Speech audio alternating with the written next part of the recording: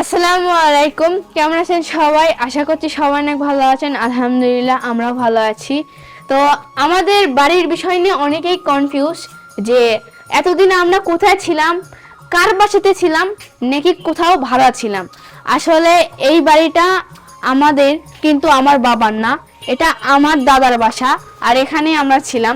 যেহেতু এটা আমাদের দাদার বাড়ি, এই জন্য দাদার অংশ থেকে আব্বু একটা রুম ভাগ পাইছিল, কিন্তু একটা রুমের ভিতরে এত জিনিসপত্র, তার উপরে আমরা বড় হচ্ছি, আমাদেরকে নিয়ে থাকা সম্ভব ছিল না।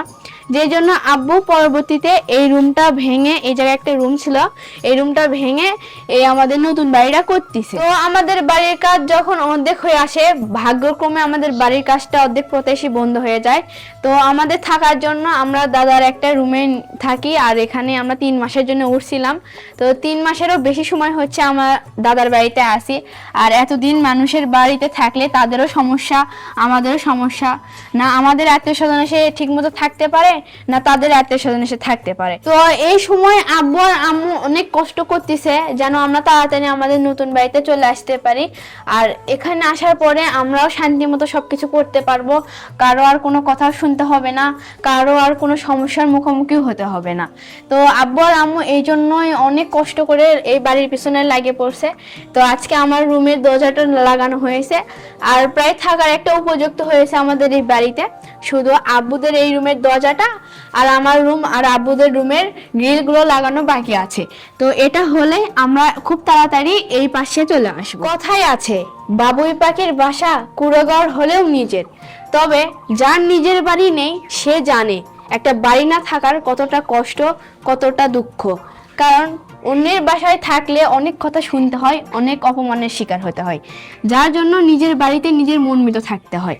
নিজের মন মতো বাড়িতে থাকতে গেলে নিজের একটা বাড়ি খুব প্রয়োজন। ভাবছি 2টা রুম কমপ্লিট করি, কোনো রকম আল্লাহর রহমতে উঠে যাই, তারপরে দেখা যাবে আল্লাহ যদি ভাগ্যে তো আপনারা দোয়া করবেন যেন কোনো রকম এই পাশে ঠিকঠাক করে আমরা চলে আসতে পারি। আর নিজের বাড়িতে আসবো, উঠবো, এটা ভেবে একটা মনের মধ্যে অন্যরকম খুশি কাজ করে। তো আমাদের এই হাসি খুশির পিছনে যেরকম আমার বাবা মার কষ্ট আছে, ঠিক তেমনই আপনাদের কিছু অবদান আছে। আপনারা হয়তো পাশে না থাকলে এটা কোনোদিনই সম্ভব হতো না। হয়তো আব্বুর আরো দীর্ঘ সময় আরো অনেক হাড় ভাঙা পরিশ্রম করতে হতো। তো আপনারা পাশে থেকে সেটা একটু সহজ করে দিয়েছেন, এজন্য আপনাদের কাছে আমি চিরকৃতজ্ঞ থাকবো। সবকিছুর পরে শেষেও আলহামদুলিল্লাহ। আর ওর পাশে থাকার পরে আমার ঠিকমতো পড়াশোনা হয় না, যেহেতু আমরা ভাই বোন দুইজনের স্টুডেন্ট, আমাদের অনেক পড়াশোনা করতে হয়। তো দুইজনে একসঙ্গে পড়াশোনা করতে নিলে দুইজনেরই সমস্যা হয়। এই কারণে আব্বু আরও চেষ্টা করতেছে যেন এই পাশে আসে আমরা শান্তি মতো পড়াশোনা করতে পারি। তো সবাই আমাদের জন্য দোয়া করবেন, আমার ভাইয়ের জন্য দোয়া করবেন, আমার বাবা মার জন্য দোয়া করবেন, আমার পুরো ফ্যামিলির জন্য দোয়া করবেন। আর সেই সঙ্গে যেন আপনাদের সবাইকে নিয়ে একটা সুদীর্ঘ দিন চলতে পারি, আপনারা যেন আমাদের পাশে থাকেন, আমি সেই আশাই করছি।